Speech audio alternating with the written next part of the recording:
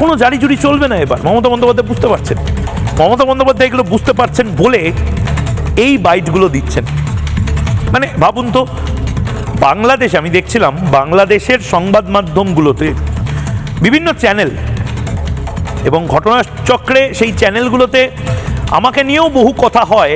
Time লাইনে ময়ূখ রঞ্জন ঘোষ সেই নামগুলো চলে আসে বলে আমি মাঝে মধ্যে বাংলাদেশি চ্যানেলগুলো একটু সার্চ করে দেখি, একটু পোর্টালগুলো দেখি, আমি স্তম্ভিত হয়ে গেলাম।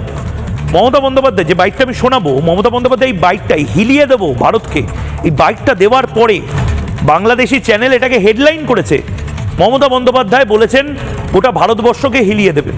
সেখানে কমেন্ট আসছে, এটাই তো আমরা চাই, ভারতবর্ষকে হিলিয়ে দেওয়া হোক। মমতা বন্দ্যোপাধ্যায়কে প্রশংসা করে কমেন্ট আসছে, বাংলাদেশিরা কমেন্ট করছেন, জেহাদিরা কমেন্ট করছে, বাংলাদেশি পোর্টালে কমেন্ট হচ্ছে। আমার ধারণা মমতা বন্দ্যোপাধ্যায় এই জিনিসটা চাননি। উনি অনেক সময় এপাং ওপাং ঝপাং শুভনন্দন ইত্যাদি ইত্যাদি বলেন, কিন্তু এটা আমার ধারণা স্লিপ অফ টাং।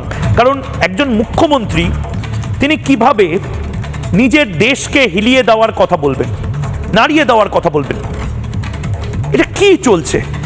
তিনি তো একজন অঙ্গরাজ্যের মুখ্যমন্ত্রী, তিনি তো ভারতের সংবিধানের শপথ নিয়ে মুখ্যমন্ত্রী হয়েছেন। কেন দেশকে হিলিয়ে দেবেন এরকম কথা বলবেন কেন একজন? এগুলো তো আসিম মুনির বা মোহাম্মদ ইউনুস স্বপ্ন দেখে, মমতা বন্দ্যোপাধ্যায় তো এই স্বপ্ন দেখা উচিত নয়। কেন দেখছেন? দেখুন, সরকারে কেউ থাকে না।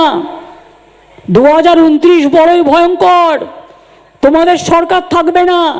শকুনি মামারা সেদিন কোথায় পালাবে, এখন থেকে ঠিক করে জায়গা রেখে দাও। আমায় বাংলায় আঘাত করলে, কারণ মানুষকে আঘাত করলে আমি মনে করি আমাকে আঘাত করছে। আমাকে আঘাত করলে আমি সারা ভারতবর্ষ হিলিয়ে দেবো, এটা মাথায় রেখো। ইলেকশনের পরে আমি একটু দেশটা চষে বেড়াবো। খুব সিরিয়াসলি বলুন তো, মমতা বন্দ্যোপাধ্যায় কি ভয় পাচ্ছেন যে মমতা বন্দ্যোপাধ্যায় সবচেয়ে বেশি ক্ষতিগ্রস্ত হবেন এই নির্বাচনে? এসআইআর হলে সবচেয়ে বেশি ক্ষতিগ্রস্ত হবে মমতা বন্দ্যোপাধ্যায়, ভয় পাচ্ছেন। কিন্তু এই সমস্ত কিছু বলেও তো লাভ নেই, কারণ যতই তিনি বলুন ভারতকে হিলিয়ে দেবো, এই করে দেবো, এসআইআর বন্ধ করতে পারবেন না। এসআইআর স্থগিত করবার জন্য তিনি চিঠি লিখেছিলেন, এসআইআর স্থগিত হচ্ছে না। তৃণমূল কংগ্রেসকে বলছি, এসআইআর স্পেশাল ইন্টেন্সিভ রিভিশন স্থগিত হচ্ছে না, এসআইআর চলবে। সুপ্রিম কোর্টও বলল।